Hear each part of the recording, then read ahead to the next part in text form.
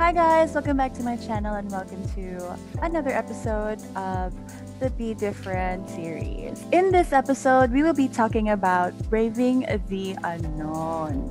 Our guest in this episode is a Filipina who is currently working in Japan. She will be sharing her story and her wisdom, and I really hope that you will be inspired and empowered.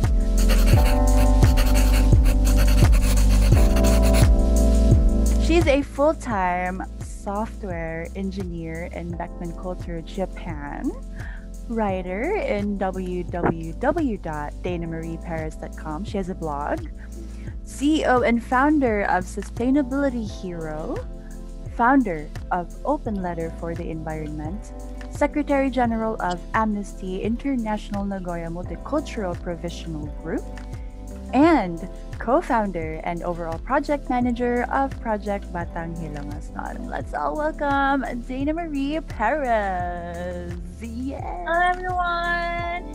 Thank you so much. Yes. Thank you also very much for having me here. It's such a huge honor and privilege. I'm very excited for today, by the way. Yes. I really admire this woman, you guys. She is an amazing person, and the work that she does, everything she does is amazing. So really happy that she's here. So thank you so much, Dana. Thank you, Chennie. First question, we want to know you more as a woman, braving the unknown, since it's a topic. So from what I know, from what you've shared with me, you moved to Japan, right? Because you had to. Tell us more about it. Your story about moving to Japan. Yes, we all know that work in the Philippines is kind of underpaid. Not necessarily that it's really underpaid in the Filipino standard, because my work in Japan is already like, it's good. The pay is good, the salary is good, but not for me, because I'm the breadwinner of the family, and I actually support 3 generations of my family. I mean, the common Filipino setup that the breadwinner usually supports a couple of generations of their family. And yes, I'm one of those, unfortunately.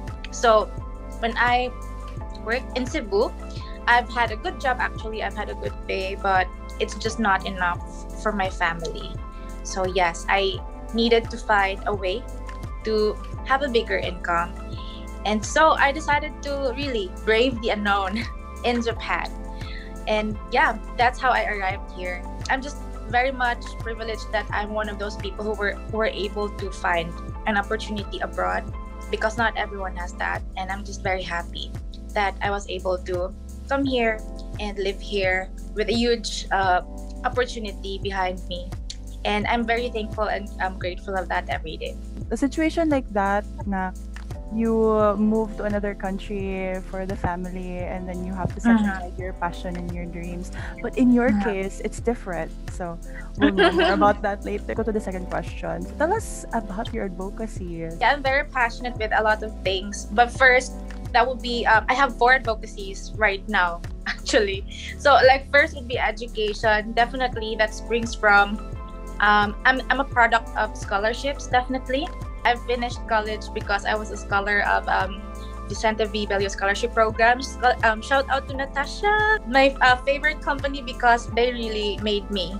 And so, yeah, it's definitely paying it forward, because I'm not going to be here if there was no a privileged person who paid for my education and brought me into where I am right now. So education, definitely. And a product of that advocacy is Project Batang Hilongosnon, which is an organization that I co-founded with my sister, and we are paying it forward to the students and teachers of our town. And yes, of course, my second advocacy, and definitely the longest one so far, I've been on it since 2018. My advocacy for the environment. We have it in us to, take care of the environment. It's just that we don't have the time to, probably, and we're just not reminded always to have the time to. I've kind of founded my social entrepreneurship, Sustainability Hero, because of that advocacy.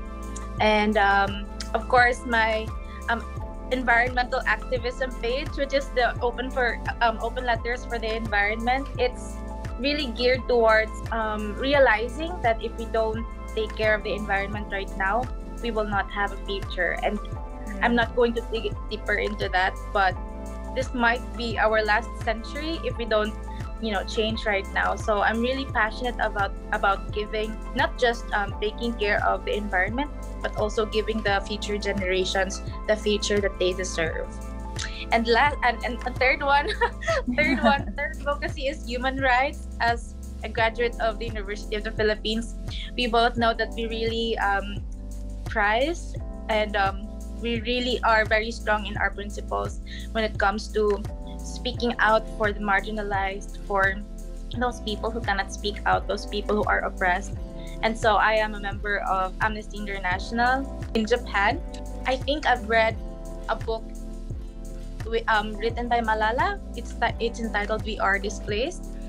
And I think that fired up really my advocacy for human rights, because there are definitely people who are placed in a difficult situation, like while you are sipping your coffee every morning, eating your healthy breakfast, like there are people who are actually having bombings and gunshots every morning. So like that book really fired me up into being a person who thinks about people who cannot live every day peacefully. And so and fourth one, and just very recently I've been a huge advocate of health and wellness. Definitely, maybe that's sprung from my lifestyle, because I'm such a workaholic. I work a lot, really, even for my passion. So definitely I felt like my health has degenerated. Very recently I've been into a wellness journey, so it really made me realize that we're not getting any younger. True. Our bones, our health is not getting any better. Advocacy is stemmed from your experiences, the negative experiences. These are great examples, of turning our negative experiences to something positive. And it's really brave of you to initiate those advocacies, because you see that it makes the world a better place. That's really nice. It's really good. Thank you, Chen. Okay, so third question. How do you bravely pursue passion? What should be the mindset of someone bravely pursuing passion? It's a very difficult question, because I would just really want to, put a disclaimer out there that not everybody is privileged enough to pursue their passion. And I'm one of those people who are really limited, not because of various factors like finances, responsibilities, and time, a lot of those things. So for me, I pursue my passion part-time. Like I really make time for them. I'm not like a heart evangelista or Solen Yusuf. Am I even pronouncing it right? They can just choose their own time and be free to do their own passion every day. I'm very happy for them. I'm very I'm definitely cheering them off for doing whatever they love every day, but not everyone is like that. And I'm definitely one of those people who cannot do it by my own choice. So I really make time for it. It's kind of difficult for me as well, because I don't have one passion. I have a lot. Aside from my advocacies, I have a lot of things that I really want to do, like music, or juggle everything. No, like languages and stuff. I'm also such a huge fan of learning languages. So it's really just managing your time, making sure that you are disciplined enough to pursue your passion. And the mindset should be, you should not compromise your passion even if you have a lot of responsibilities with you. So of course, during weekends you can definitely do it, just make time. But of course, I would also want to emphasize that there are people who really cannot make time for it, and I hope they become kinder to themselves. I want them to understand that it's okay Okay, if you can't do your passion right now because you're limited, not everyone has the right privilege, the right resources. I just want to tell people that it's okay if you give yourself space right now. What's important is that you keep that fire burning within you and trust and know that you will be able to do it someday. I just also want to give hope to them that you will get there. You will get to that position when you can already give time to your passion. For now, don't be kinder to yourself. Be kinder to yourself, definitely. So what were your challenges along the way of braving the unknown in general? How did you overcome it? Mentally, physically, emotionally? Let's talk about that. Okay. So number one would probably be I'm definitely doing it alone. All the things that I've been doing ever since I was younger, like since college, I've definitely been doing it alone because my family, we're very poor. And when I decided to, go to college, I needed to really not listen to my parents because they wanted to just put me there somewhere. So, but I wanted more. So a lot of my major decisions in life just really was made by me. I'm also the eldest. No one's helping me to achieve my dreams. There's no ate, there's no kuya. So I really needed to do it alone. Yeah, same as how I ended up here in Japan. I don't have a family here. Like, for example, my guardian here is my HR, something like that. So when I also started working, I realized that, I'm the only foreigner in the building, in the department. I don't also understand a lot. Another challenge would probably be the culture and the language barrier. How I made it through, there were people who helped me, and I really attribute my survival to them. I think at the end of the day, even though you braved the unknown alone, you don't really survive alone. You definitely have had the help of people, angels at the side, who were kind enough to be there for you even though they don't know you at all. So survival is definitely done with the help of people. Sometimes people are strangers. Yeah, that's true. It was difficult. Like, surviving everything was definitely difficult, but definitely after the storm, you become stronger. You're going to manage it nonetheless because you have to believe that you can, And I really attest that you can, and you will definitely find a way on how to survive, and you will definitely receive help from people, even from strangers. Do you have the drive? What do you think of, like, the motivation? Yeah. The motivation is always my family. Maybe for people that's kind of a difficult motivation because it's more of a pressure. I can't fail now. If I fail, then they fail. So I need to survive. Something like that. What's your message to everyone, to the audience? To everyone. Yeah.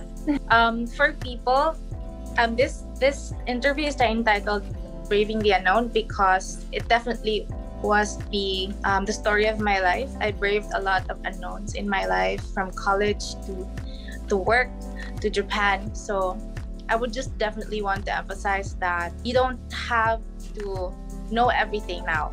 You don't have to be very sure of something now. Sometimes you have to brave the unknown. Sometimes you have to take that leap so that you can get to the other side, because sometimes what's waiting on the other side is far more better than your comfort zone right now. So you have to try to at least get on the other side. But of course, if you don't like what's going to happen on the other side, that's okay, because you've learned, you've experienced it, and you've braved the storm. So don't hold yourself back when you feel like you want to see what's out there. Don't limit yourself, because you deserve more. You have to do everything so that you get what you deserve. But of course, with a little caution, you have to prepare yourself as well. Thank you very much, Chennie. Thank you, Dana. And lastly, where can we find you? I'm on Instagram at Dana Marie Perez, and I'm also writing my blogs every week. So you can check out my blog at www.danamariperez.com. Be brave. Be brave. Be different. Be different.